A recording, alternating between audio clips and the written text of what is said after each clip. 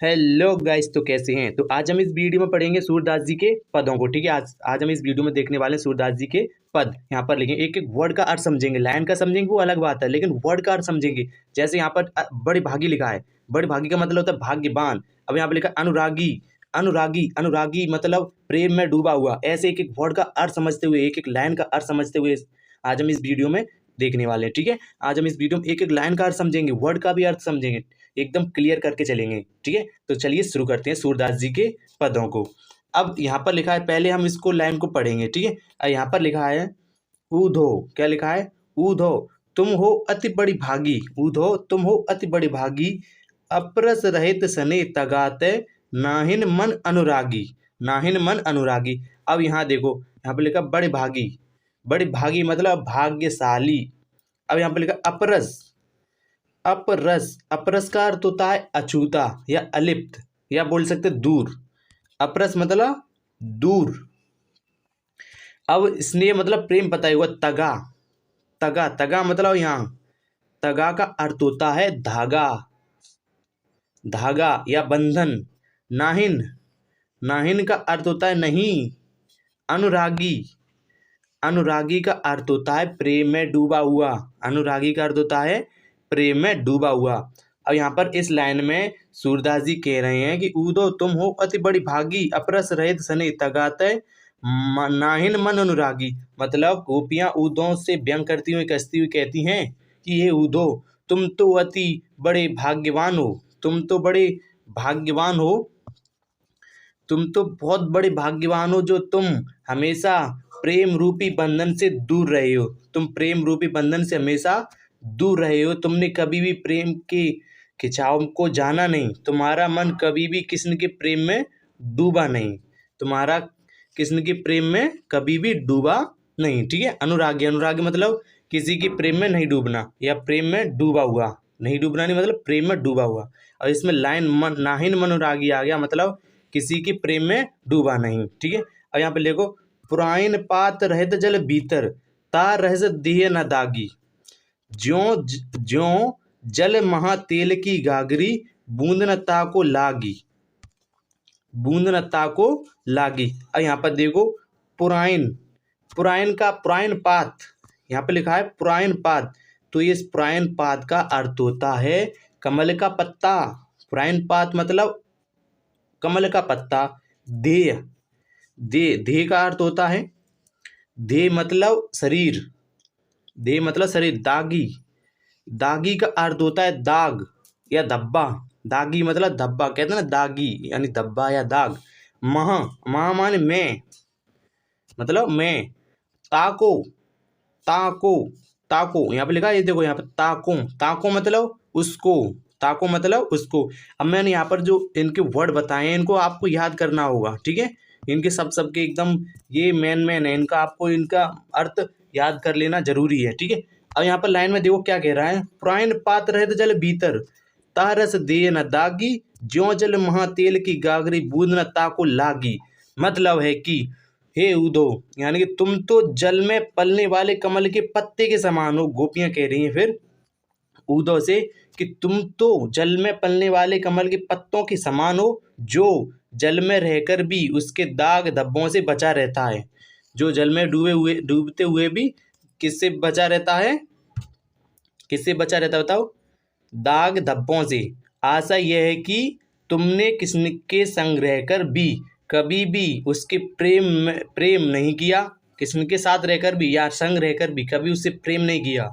जिस प्रकार जल की मटकी तेल की बूंद में, जिस प्रकार तेल की मटकी में तेल की बूंद रहती है, वह जल में रहकर भी अपने ऊपर जल का प्रभाव नहीं आने देती, उसी प्रकार तुम भी किसी के संग रहकर उससे अछूत रहे हो। उसी के संग तुम रहकर अछूत रहे हो। और नेक्स्ट देखो, यहाँ पे लिखा, प्रीत नदी में पाऊँ न बोरो, दृष्टि न रूप पराग, सूरदास अबला हम भोरी, गुर चाटी ज्यों पाग। अब यहाँ पर अर्थ समझो, प्रीति नदी। प्रीति नदी मतलब प्रेम। प्रीति यहाँ पर आएगी प्रेम नदी।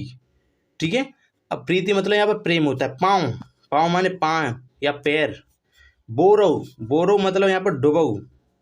बोरो मतलब डुबऊ, इसका अर्थ होता है डुबऊ।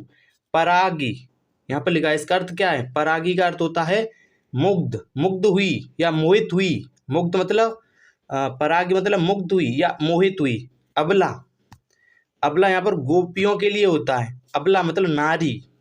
भोरी, यहाँ पर लिखा है भोरी, भोरी का अर्थ होता है भोली भाली। गुर, यहाँ पर लिखा गुर, गुर मतलब गुड़। चांटी, चांटी मतलब चींटी। पागी, पागी लिखा है यहाँ पर देखो, पागी, पागी का अर्थ होता है पगी हुई या लिपटी हुई। गुड़ या चींटी से कोई चींटी लिपटी हुई। पागी का मतलब यहाँ पर होता है लिपटी हुई। अब इनका अर्थ आपको एक नोटबुक में लिख लो, ठीक है, इनका अर्थ क्या क्या होता है। अब इसका लाइन का अर्थ समझते हैं। प्रीत नदी में पाऊँ न बोरू, दृष्टि न रूप पराग, अबला हम भोरी, गुर चांटी ज्यों पाग।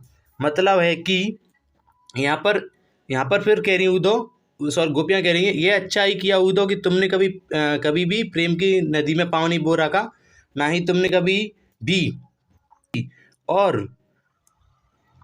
दृष्टि के रूप में सौंदर्य मुग्ध हुई। यह तो हमें भोली भाली अबला गोपियाँ हैं, यह तो हमें भोली भाली अबला गोपियाँ हैं, जो कृष्ण के प्रेम में इस प्रकार लिपट गई हैं जैसे गुड़ के साथ चींटी चिपकी होती हैं, जिस प्रकार गुड़ में चींटी चिपकी होती हैं। ठीक है, यहाँ का इसका अर्थ यही होता है। आपको यहाँ तक समझ में आ गया होगा। अगर ये पूरा आपको अर्थ समझ में आया हो इसका, तो वीडियो को लाइक जरूर करें और हमारे चैनल को सब्सक्राइब जरूर कर लें। ठीक है, अब इसका मैं एकदम पूरा एक्सप्लेन कर देता हूँ, इस पूरी पद में क्या कह रहे हैं सूरदास जी अपने। मतलब है कि यहाँ पर गोपियाँ कह रही हैं ऊधों से, गोपियाँ ऊधों पर व्यंग कसती हुई कहती हैं कि हे ऊधो, हे ऊधो, तुम तो बड़ी भाग्यवान हो, तुम हमेशा प्रेम रूपी बंधन से दूर रहे हो, तुम हमेशा प्रेम बंधन रूपी से दूर रहे हो, तुमने कभी भी प्रेम के खिंचाव को जाना नहीं, तुम्हारा मन कभी किसी के प्रेम में डूबा नहीं, तुम तो जल में पलने वाले कमल के पत्तों के समान हो, जो जल में रहकर भी उसके दाग धब्बों से बचा रहता है। आशा यह है कि तुमने कृष्ण के संग रहकर भी या साथ रहकर भी कभी भी उससे प्रेम नहीं किया। जिस प्रकार जल की मटकी में तेल की बूंद रहती है, वह जल में रहकर भी अपने ऊपर जल का प्रभाव नहीं आने देती, उसी प्रकार तुम भी कृष्ण के संग रहकर उससे अछूत रहे हो, तुमने कभी उसके प्रेम को अपने मन में आने नहीं दिया। यह अच्छा ही किया उद्धव कि तुमने कभी भी प्रेम की नदी में पाँव नहीं रखा, ना ही तुम्हारी दृष्टि कृष्ण के रूप सौंदर्य पर मुग्ध हुई। यह तो हमें भोली भाली अबला गोपियां हैं, जो कृष्ण के प्रेम में इस प्रकार लिपट गई हैं जैसे गुड़ के साथ चींटी लिपटी होती हैं। ठीक है, इसका पूरा पद का अर्थ यह होता है, मैंने आपको बता दिया है। अब देखते हैं नेक्स्ट पद। अब यहाँ पर नेक्स्ट पद में क्या कह रहे हैं। अब यहाँ पर देखो, ये है ऊधो, ये है अपने ऊधो भाई साहब, और यहाँ पर ये हैं गोपियाँ, ये हैं गोपियाँ। और यहाँ पर गोपियाँ व्यंग करती हैं ऊधो से कह रहे हैं, कहती हैं। ठीक है, अब नेक्स्ट पद देखते हैं। नेक्स्ट पद दूसरा, सेकंड पद। और दूसरे पद में क्या लिखा हुआ है, मन ही मन में मांझ रही कहिए ना जाएगी कौन पे ऊधो। मन ही मन में मांझ रही कहिए जाइए कौन पे ऊधो, ना ही परत कहीं। मांझ का अर्थ होता है में या अंदर, यहाँ पर क्या, मन ही मन में मांझ रही कहिए जाए कौन पे ऊधो, ना ही परत कहीं।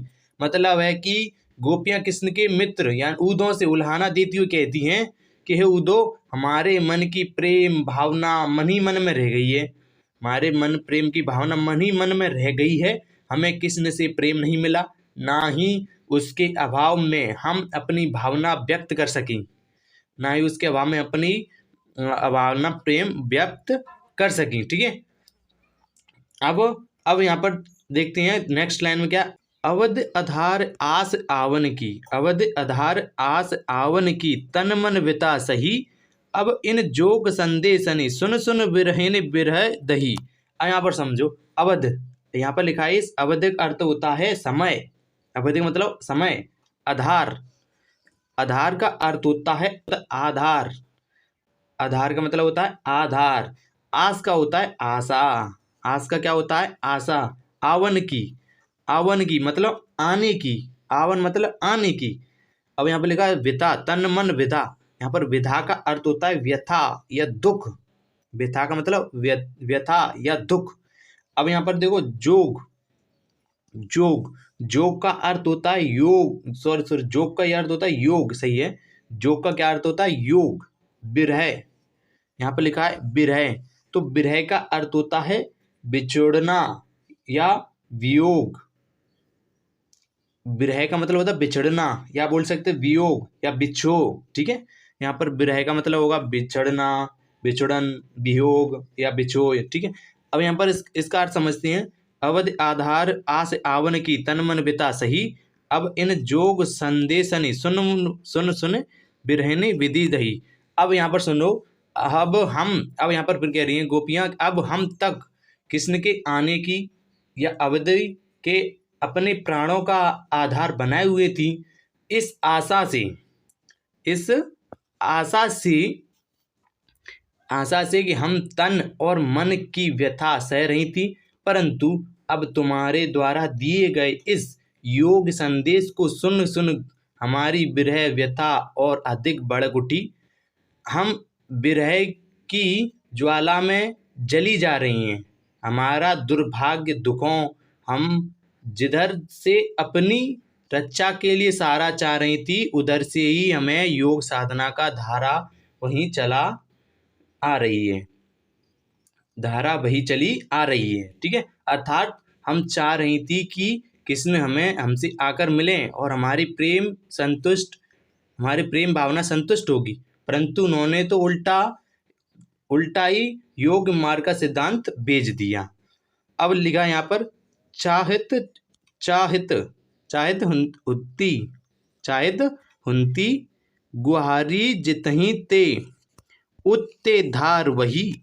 सूरदास, अब धीर धरें क्यों मर ज्यादा ना लही। अब यहाँ पर इसका अर्थ समझो। यहाँ पर लिखा है गुहारी। गुहारी का अर्थ होता है रक्षा या रक्षा के लिए पुकारना।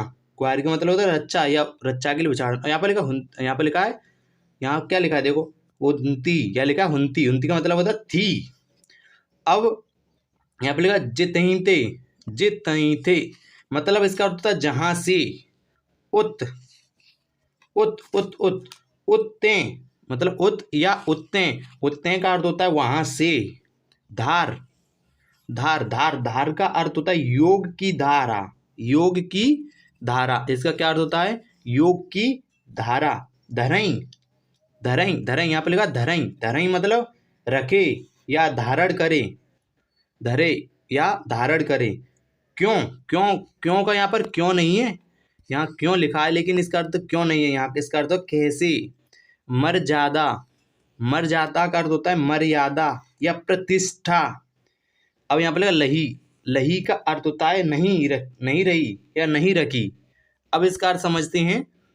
इसका अर्थ क्या है कि अब यहाँ पर देखो, यहाँ पर लिखा है, यहाँ पर इस लाइन का अर्थ ये है कि जब हमें सदा के लिए, अब गोपियाँ फिर कहती हैं कि जब जो हमें सदा के लिए कृष्ण से दूर करना चाहता है, सूरदास गोपियाँ के माध्यम से कह रहे हैं कि हाँ अब तो कृष्ण ने सारी लोक मर्यादाएं तज दी हैं।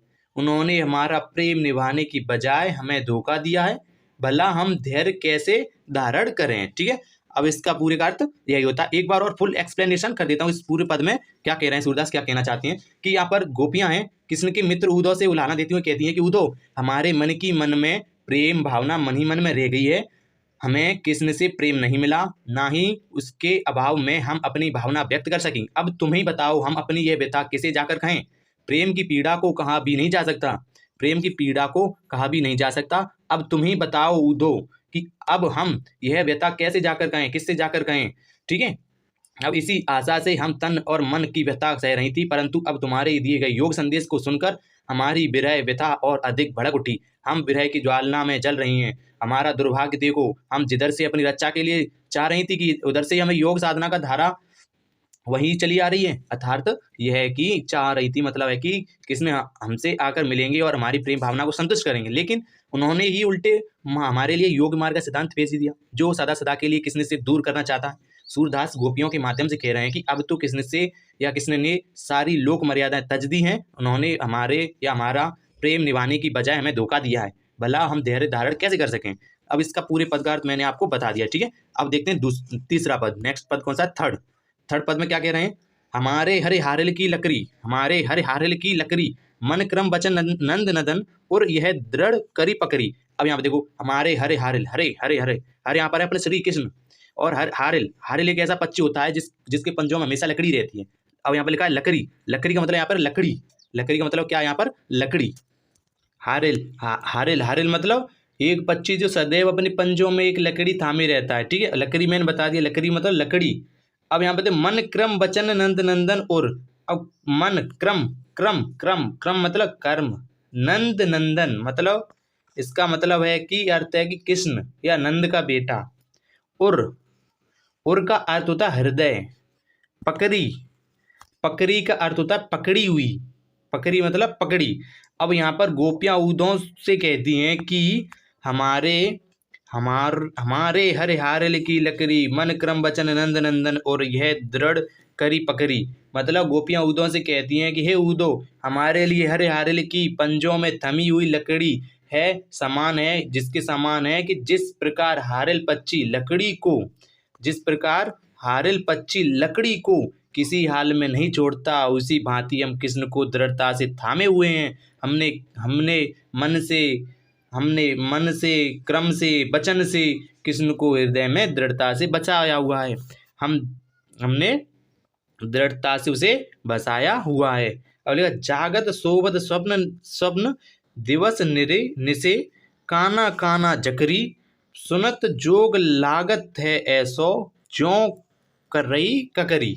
अब यहाँ पर समझो, यहाँ पर क्या लिखा है, यहाँ पर से, यहाँ पर देखो निसे, निसे मतलब रात, काना काना मतलब श्री कृष्ण को टेर रहे, काना कन्हैया कन्हैया, जकरी, जकरी का अर्थ होता है रटता, रटना या रटती रहती हैं। जोग, जोग का मैंने स्टार्टिंग बताया था क्या होता है, कमेंट में जल्दी बताया फास्ट, जोग का क्या होता है। जी हाँ, योग, संदेश। करई या करई मतलब करई मतलब कड़वी, कड़वी। ककरी, ककरी तो आप जानती होगे, मैंने बाल बताया था क्या होता है ककरी, जल्दी बताइए कमेंट। ककरी का आप जल्दी कमेंट में बताएंगे, ठीक है। अब इसका अर्थ समझते क्या कह रहे हैं। जागत सोवत, जागत सोवत स्वप्न दिवस निसे, काना काना जकरी, सुनत जोक लागत है ऐसो, ज्यों करई ककरी। अब इसका अर्थ होता है कि यहाँ पर जागत सोवत मतलब है कि हम जागते हुए या सोते हुए, रात दिन, यहाँ तक कि अपने सपनों में भी कन्हैया कन्हैया नाम ही रट लगाए रहती हैं गोपियाँ। हम जब तुम्हारे मुंह से योग साधना की बात सुनती हैं तो तुम्हारा यह संदेश कड़वी ककड़ी के समान कड़वा और अरुचिकर लगता है। अब यहाँ पर देखो लिखा है सुतो व्याधि हमको ले आए, सुतो व्याधि हमको ले आए, देखी सुनी न करी, देखी सुनी न करी, यह तो सूर तिन्हीं ले सौंपो, यह तो सूर तिन्हीं ले सौंपो, जिनके मन चकरी, जिनके मन चकरी। यहाँ पर देखो, यहाँ पर लिखा सो, सो सो, सो का अर्थ क्या होता है, सो का अर्थ होता है वह, सो का अर्थ होता है वह। व्याधि, व्याधि मतलब यहाँ पर रोग, रोग, ठीक है, इसका अर्थ क्या होता है रोग। और लिखा है आप रोग के बाद रोग, पीड़ा पहुंचाने वाली, पीड़ा पहुंचाने वाली वस्तु, व्याधि मतलब रोग, पीड़ा पहुंचाने वाली वस्तु। यहाँ पर तिन्हीं, तिन्हीं मतलब उन्हें, तिन्हीं, तिन्हीं का मतलब होता है उन्हें। मन चक्री, मन चक्री का अर्थ होता है मन में चक्कर या दुविधा बनी रहती है, दुविधा बनी रहती है।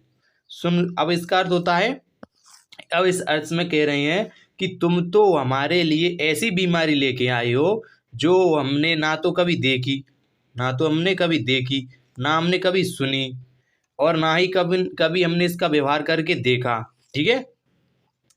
गोपियां कहने लगी, हे उद्धव, तुम यह योग साधना का संदेश उन लोगों को दो जिनके हृदय भटकन में है, जिनकी कहीं कोई आस्था नहीं है। हम तो पूर्ण रूप से कृष्ण की दीवानी हैं, हम यह योग संदेश का क्या करेंगे, ठीक है। यह हम तो पूर्ण रूप से श्री कृष्ण के दीवाने, हम इस योग संदेश का क्या करेंगे। अब इसका पूरे का अर्थ यही होता है, ठीक है।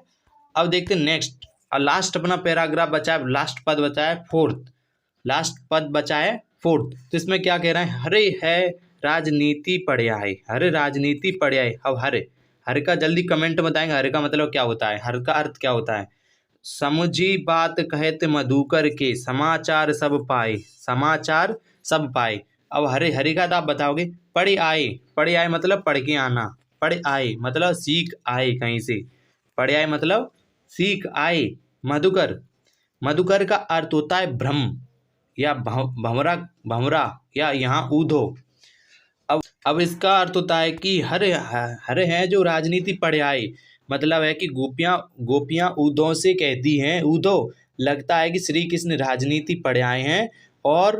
और ये भमरे ऊधो, अरे भमरे ऊधो या हे ऊधो, यहाँ पर कह अरे ऊधो, ठीक है। मैं तो तुम्हारी बात कहते ही सुनते ही समझ गई कि दाल में कुछ काला है। हम सब समाचार जान गई है, हम किस्म की छल भरी हुई राजनीतिक समझ गए हैं, ठीक है। अब नेक्स्ट देखते हैं, यहाँ पर लिखा एक अति चतुर होते पहले ही अब गुरु ग्रंथ पढ़ आए, बड़ी वृद्धि जानी जो उनकी जोग संदेश पठाए। अब यहाँ पर इसका अर्थ समझो।